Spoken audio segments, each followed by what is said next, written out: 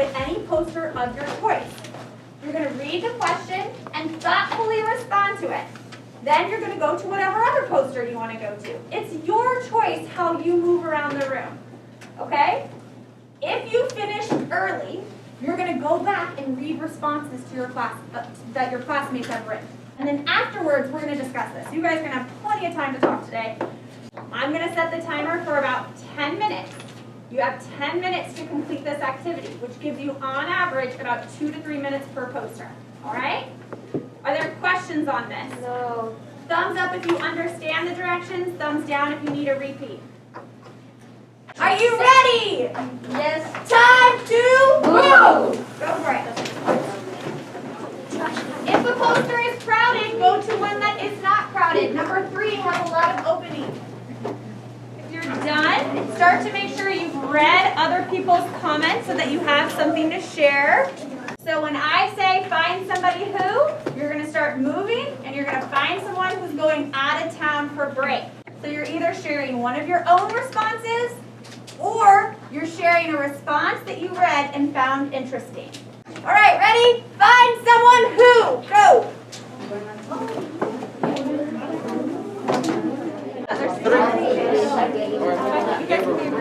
Once you have shared, you can make your way back to your desk. Once both people have shared. We're going to do a wheel of names for someone to share with the class. Here we go. Israel, can you stand and deliver and share something that you either found interesting or a comment you had? It says, what do you think will happen to Max now that Freak has passed away? What? And it says, I think Max will write down all the adventures now. Nice. Okay, great inference. Okay, let's give Israel and Francisco a round of applause for their inferences. Okay, nice job.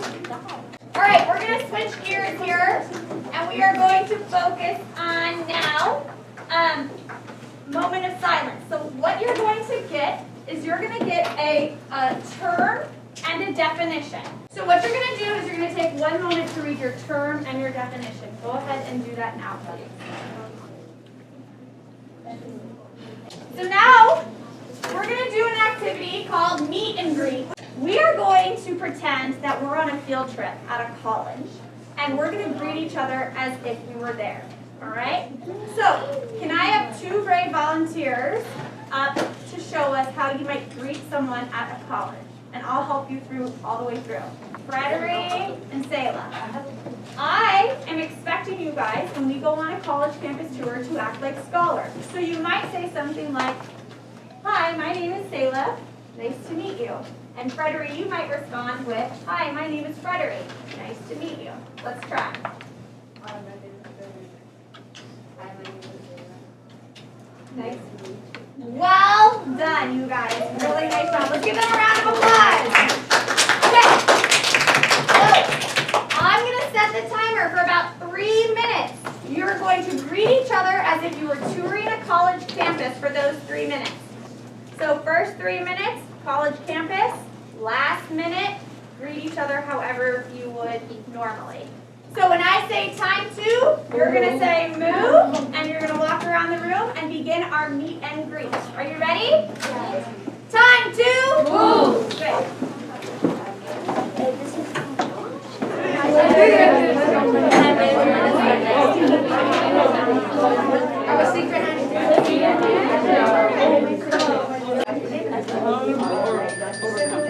You have 1 minute to do your usual fun saying what's up to each other. Ready? Go! Time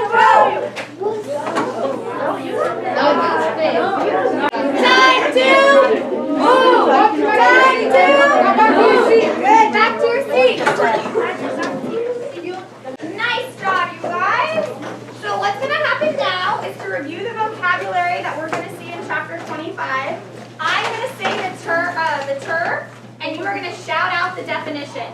Okay. It's very possible that more than one person has the definition, so you're just going to do your best to read at the same time. Clear on what's happening? Yes. Awesome. All right, here we go. Fence post. A wooden or metal post set in the ground as a supporting for a fence. Miracle. Drag. Something that is white or disappointing. Excellent, thanks you guys. All right, so that was a hint of what we are going to see in chapter 25. Those are some of the vocabulary terms you need to know.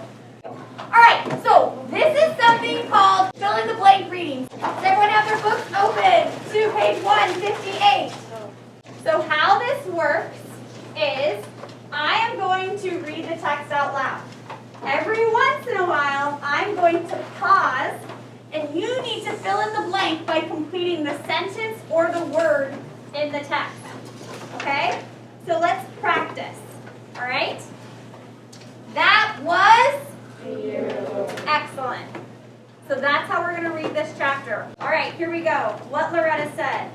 That was? A year ago. I hid in the down under for days and days and kept the door closed, which is why I missed the funeral and?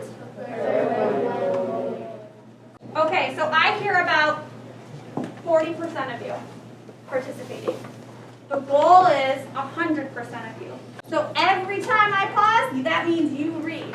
Not, oh, my buddies are going to read for me. We're all reading together. All right, so we're going to try that sentence again. So I went, and I hated every minute of it, and I especially hated how people kept feeling sorry for me, as if I was die. Really nice, you guys. Let's keep that up. And now that I've written a book, who knows? I might even read a few. No big deal. Good job, you guys. Nice job. Give yourselves a round of applause. Round of applause. Woo! Good job. That is the end of the book. So, you know that feeling that you're getting right now about a book ending? Yes. Okay, I want you to put that feeling on your Post-its. Let me explain. Any thoughts that you have, you're writing them not in complete sentences. You're just writing your thoughts. Oh my gosh, this was so sad. Why did Frank have to die? What happened to Gwen? What's the deal with Loretta? I wonder if any thoughts you have, you're writing them on your Post-it. You have 2 minutes to write down as many Post-it notes as you can. Your goal is to cover your desk with sticky notes. Are you ready? Thumbs up? You guys are already started? Go for it. Good job.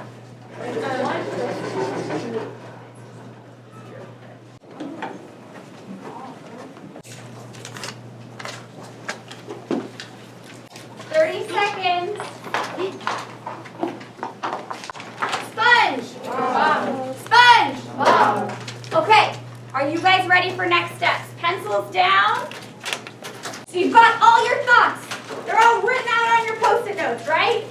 You've reacted. You've read the end of this chapter. Some of you are happy. Some of you are sad. Some of you are confused. And that's exactly what we want, because now you're going to discuss this book.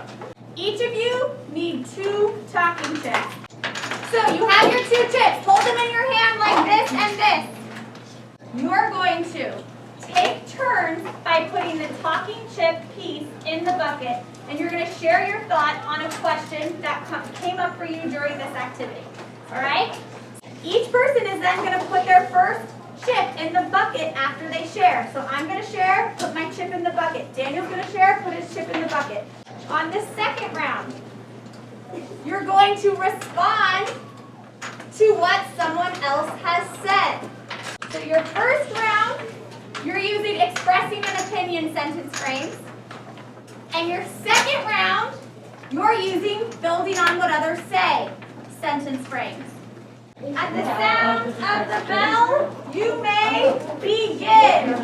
Ready and... What happened to one life